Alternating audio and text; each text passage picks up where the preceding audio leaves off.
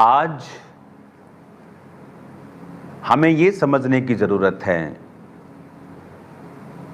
कि परमेश्वर जब आपको देखता है, वो आपको इंडिविजुअली देखता है कि आपके जीवन में परमेश्वर के वचन की महत्वता क्या है। जब परमेश्वर ने इज़राइल को चुना तो परमेश्वर ने कहा, मैंने तुझे इसलिए नहीं चुना कि तू बहुत बड़ा था, तू सब जातियों में सबसे छोटी जाति थी, यानी स्मॉल थे बहुत नंबर्स में, तुम कमजोर थे, और मैंने तुझे इसलिए चुना कमजोर जाति को कि इस पूरी धरती के ऊपर अगर मुझे अपना आप प्रकट करना है तो सबसे पहले मैं कमजोर को चुनूंगा और उनके द्वारा मैं अपनी महिमा करूंगा, ताकि लोगों को मालूम हो कि ये अपने बल, ताकत, बुद्धि, स्किल से नहीं जीत रहे हैं, ये परमेश्वर का कार्य है। इमेजिन आज की सिनेरियो को हम हजारों साल पीछे ले जाते हैं, तो अगर परमेश्वर अमेरिका को चुनता, वो स्ट्रांग देश है, सब बोलेंगे अमेरिका स्ट्रांग था इसलिए सबसे जीत गया। लेकिन आज अगर परमेश्वर सबसे कमजोर देश को चुन ले, जिसका नाम तक नहीं सुना, और फिर कहे मैं इस देश के द्वारा अपनी महिमा करूंगा और इस देश के द्वारा सब देशों के ऊपर मैं अपनी ग्लोरी को साबित करूंगा, अपनी मजबूती को साबित करूंगा, फिर महिमा होती है परमेश्वर की कि ये देश तो कुछ भी नहीं था, इसने कैसे इतने बड़े देश को हरा दिया, इसने कैसे इतने बड़े देश से। आप मेरी बात समझ रहे कि नहीं? उसी तरह परमेश्वर कहता, मैं तुझको चुनता हूं। क्यों परमेश्वर ने इज़राइल को चुना? कहता तुम छोटे थे, तुम थोड़े थे। फिर बाइबल कहती उन्होंने ए के राजा को, ओग के राजा को, बड़े बड़े राजाओं को उन्होंने मारा। वो राजा जिनके मतलब आप कह लो कि लोहे के ऊपर मुक्का मारने के बराबर था इनका लड़ना उन राजाओं से, वो इतने पावरफुल थे कि आज कोई छोटू सा देश कहे कि मुझे चाइना से लड़ना है तो सब हंसेंगे उसके ऊपर, मुझे अमेरिका, सब हंसेंगे उसके ऊपर। ये वो बात थी कि ये लोग जो अभी अभी मिस्र से निकले हैं, ये लेबर क्लास सभी लोग जो मिस्र से निकले हैं, लेबर करते थे, वहां ईंटें बनाते थे, ये कैसे राजाओं को मार रहे हैं? क्योंकि ये खुदा ने कहा, मैं कमजोर को चुन के अपना आप उसके द्वारा प्रकट करूंगा कि जो अपने आप को मजबूत समझते हैं वो भी शर्मिंदा हो जाएंगे कि भाई साहब ये क्या हो रहा है। उन्हीं में से मैं एक हूं और आप एक हैं।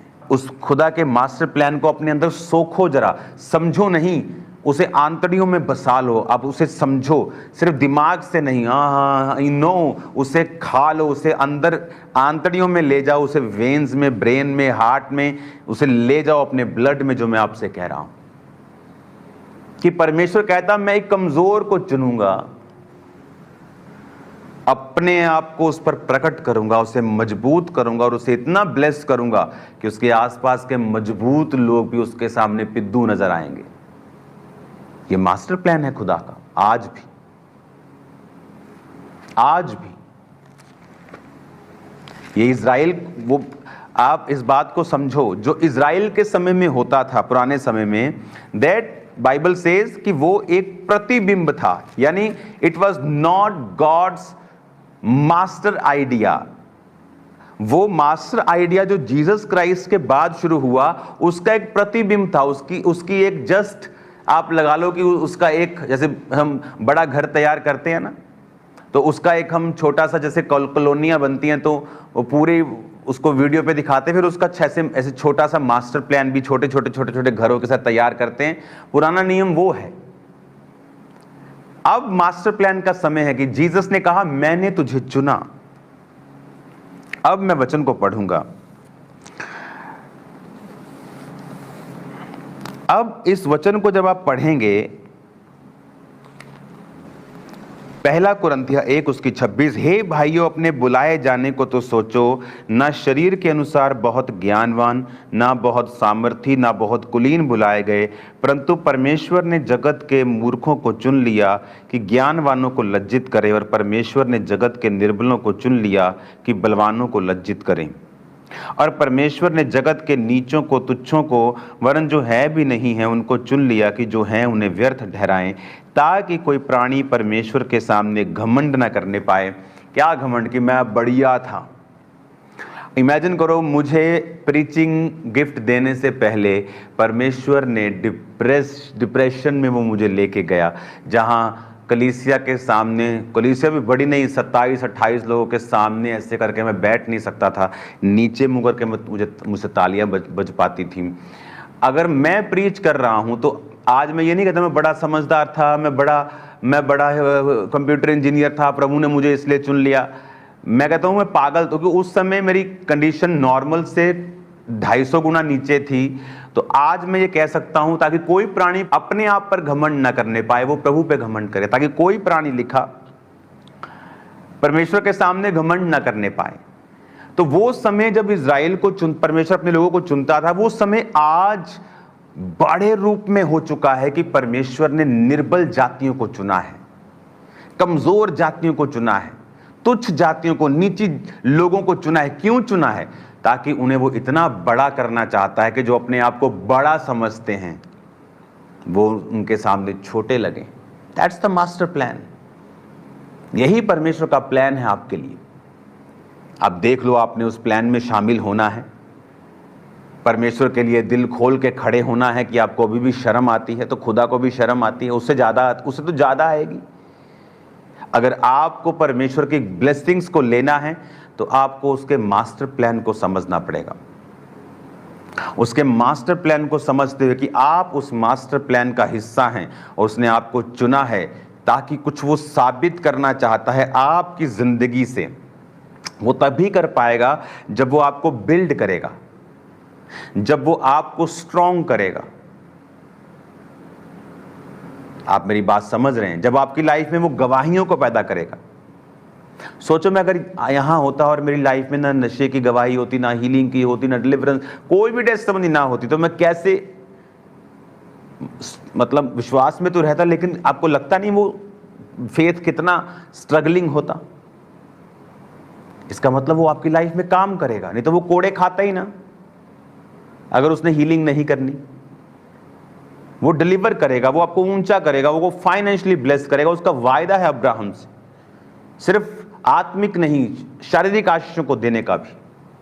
अगर उसने आपको नहीं देनी फिर किसको देनी है? अगर उसने अपने बच्चों को नहीं देनी फिर किसको देनी है? शैतान के बच्चों को। आपको ये बात समझनी है और परमेश्वर के मास्टर प्लान के नीचे आपको रहना है। और उसका मास्टर प्लान कैसे खत्म होता है? जब एक व्यक्ति पाप में चला जाता है, तब उसका मास्टर प्लान जो है वो खत्म हो जाता है। अब एक वचन को मैं आपको पढ़ के सुनाऊंगा, इज़ीकियल 5 बाब उसकी 14 आयत को। मैं तुझे तेरे चारों ओर की जातियों के बीच सब आने जाने वालों के देखते हुए उजाड़ूंगा और तेरी नाम धराई कराऊंगा। इसलिए जब मैं तुझको कोप, जलजलाहट और रिस वाली घुड़कियों के साथ दंड दूंगा, तब तेरे चारों ओर की जातियों के सामने नाम धराई, ठट्ठा और शिक्षा और विस्मय होगा, क्योंकि मुझ यहोवा ने ये कहा है। ये उस समय होगा जब मैं उन लोगों का नाश करने के लिए तुझ पर महंगी के तीखे तीर चलाकर तेरे बीच में महंगी बढ़ाऊंगा और तुम्हारे अन्न रूपी आधार को दूर करूंगा। महंगी और दुष्ट जंतु तुम्हारे बीच में मैं भेजूंगा, जो तुम्हें निसंतान करेंगे, और मरी और खून तुम्हारे बीच चलते रहेंगे। मैं तुम पर तलवार चलाऊंगा, मुझे यहोवा ने ये कहा है। अब ये आता है उसका उल्टा, जो मैंने अभी कहा परमेश्वर ने आपको क्यों चुना है। अब ये यहोजकेल जो है ये बंदियों के बीच में है। बंदी क्यों बने इजरायली? पाप के कारण। और जब सब बंदी बने तो उनमें सब पापी तो नहीं थे, उसमें परमेश्वर यहोवा को मानने वाले सही लोग भी थे। तो कबार नदी के तट पर परमेश्वर इस अच्छे यहोवा के मानने वाले को दर्शन देता है और ऐसे बातें बताता है कि ये लोगों ने पाप किया, अब मैं इनको दूसरी जातियों के सामने नीचा करूंगा। आप देख लो, जो मसीही लोग वचन जानते हुए भी पाप करते हैं, उनके घरों में नशे बिकते हैं, वो हर प्रकार के चीज़ों को खा लेते हैं, कहीं भी चले जाते हैं, चर्च भी चले जाते हैं, सब जगहों में जाते। आप उनके घरों में देखना, परमेश्वर उनको नीचा करता है लोगों के सामने, जबकि ये मास्टर प्लान नहीं है। रियल प्लान है कि वो तुझे दूसरों से ऊंचा, बेहतर और कहीं अधिक टॉप पे लेके जाएगा। That's the master plan. अब क्रिश्चियंस दो स्टेट में रहते हैं, या तो बेस्ट या वर्स्ट, बीच में इनका कुछ नहीं आता। कहता तुम डालियां हो और मैं सेब का पेड़ नहीं। आम और सेब का पेड़ क्या अच्छा नहीं है?